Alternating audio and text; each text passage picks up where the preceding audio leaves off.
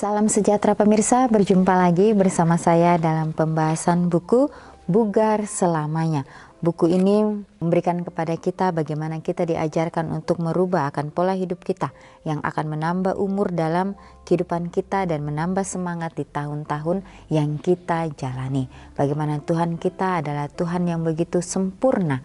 Bagaimana Dia mengajarkan kita pelajaran-pelajaran mengenai kesehatan yang begitu luar biasa. Dan bagaimana kesehatan itu akan membawa iman kita untuk hari demi hari kita boleh lebih dekat kepada Tuhan. Karena di dalam nasihat firman Tuhan dikatakan, hati yang gembira adalah obat yang manjur. Bagaimana biarlah kita boleh terus bersuka cita. Kita terus bersyukur kepada Tuhan dengan apa yang Dia sudah berikan kepada kita dan kita dapat jalani itu dengan sepenuh hati kita.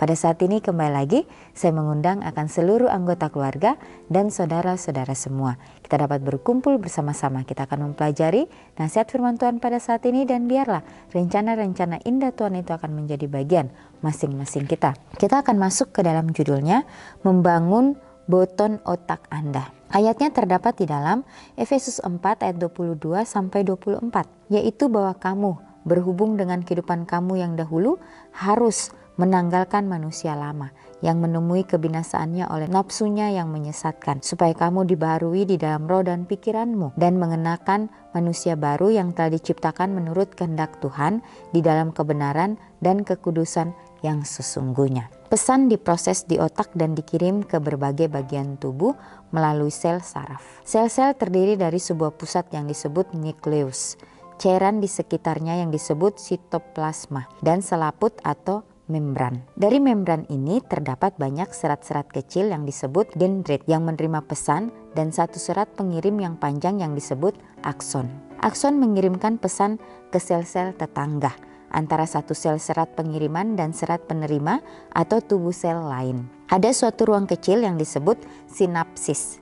Di persimpangan ini terdapat tonjolan kecil yang disebut boton, bahasa Prancisnya boutons, yang mengeluarkan berbagai bahan kimia yang menutup celah kecil dan merangsang sel berikutnya untuk mengirim pesan.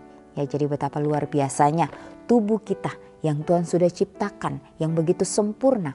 Ya, karena Dia menciptakan manusia menurut gambar dan rupanya. Ya, bagaimana sel-sel ini?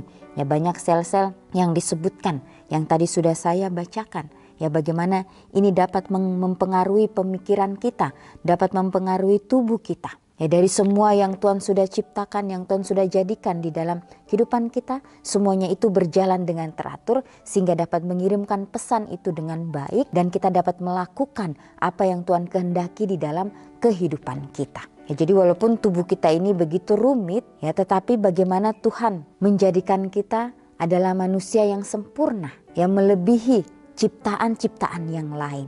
Karena kita diciptakan Tuhan, ada kelebihannya yaitu kita mempunyai akal budi. Bagaimana kita dapat memilih mana hal yang benar supaya kita lakukan di dalam kehidupan kita dan mana hal yang salah supaya kita jauhkan itu. Ya, tapi kembali lagi, ya, kuasa memilih itu Tuhan berikan kepada kita supaya kita pun dapat menjalani itu di dalam kehidupan kita setiap harinya. Dikatakan antara satu sel serat pengiriman dan serat penerima atau tubuh sel lain ada suatu ruang kecil yang disebut sinapsis. Di persimpangan ini terdapat tonjolan kecil yang disebut boton.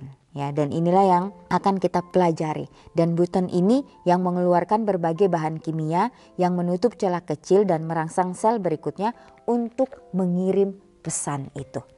Ya, sehingga apa yang kita ucapkan, apa yang kita katakan, itulah yang ada di pemikiran kita. Sehingga apa yang kita sampaikan itu semuanya bisa nyambung antara kata yang satu dan kata yang lain. Sehingga keluarlah kalimat yang mengucapkan apa yang benar di mata Tuhan. Para ilmuwan otak telah menemukan bahwa setiap pemikiran atau tindakan yang sering diulang membangun boton-boton kecil ini di ujung serabut saraf tertentu sehingga menjadi lebih mudah untuk mengulangi pemikiran atau tindakan yang sama pada kesempatan berikutnya. Untuk mengubah suatu kebiasaan, seseorang harus membangun jalur baru dengan memilih respons yang berbeda. Ini menghasilkan lebih banyak boton di jalur baru. Jadi kembali lagi bahwa boton-boton kecil ini ya bagaimana di ujung serabut saraf tertentu sehingga menjadi lebih mudah untuk mengulangi pemikiran atau tindakan yang sama pada kesempatan berikutnya. Ya, tapi ini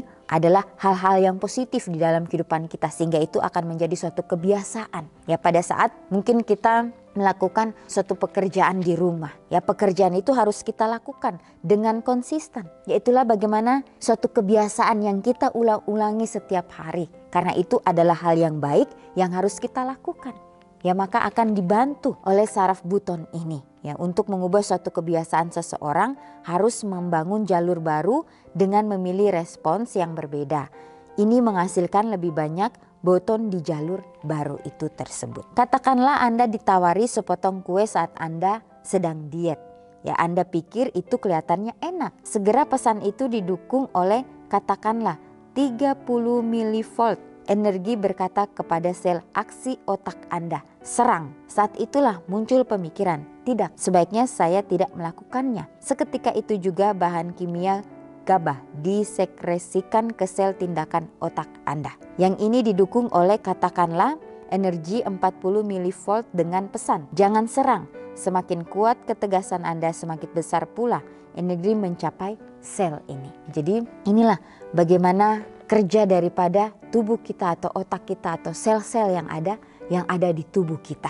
Ya, sehingga tindakan yang kita ambil pada saat kita sudah mempunyai komitmen bahwa kita tidak akan memakan ya kue atau memakan kanan yang mungkin di dalam kehidupan kita bahwa saya tidak akan makan itu lagi. Dan disitulah akan terjadi suatu kebiasaan bahwa pada saat kita menolak itu, kita tahu bahwa hal itu tidak baik bagi tubuh kita.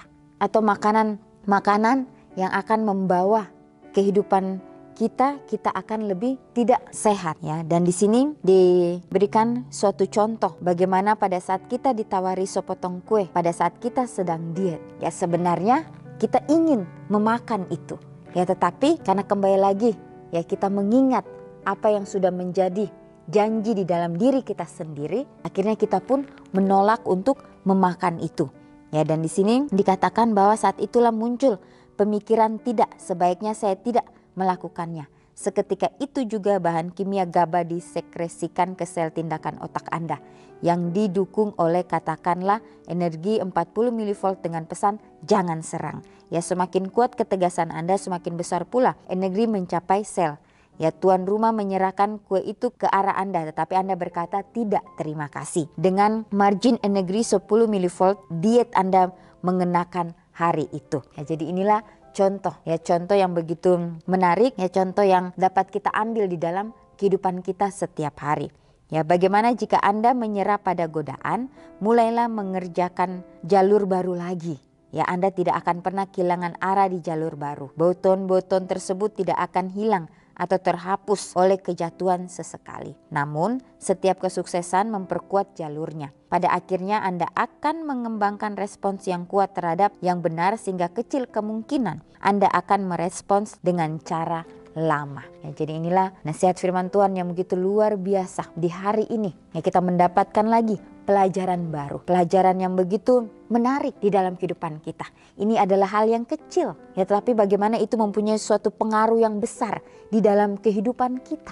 Ya, biarlah kita dapat memilih mana hal-hal yang sesuai dengan kehendak Tuhan.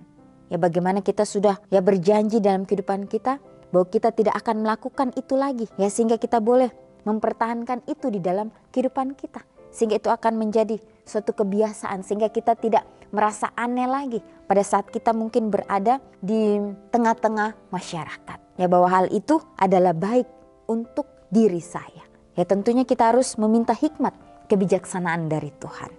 Ya, sehingga kita juga tidak salah mengambil langkah-langkah kita, mengambil tindakan-tindakan kita.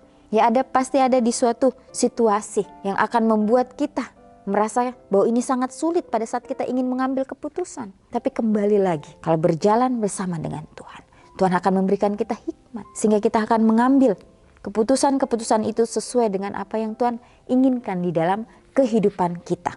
Dikatakan juga ya di sini bagaimana jika Anda menyerah pada godaan, mulailah mengerjakan jalur baru lagi. Ya, Anda tidak akan pernah kehilangan arah di jalur baru.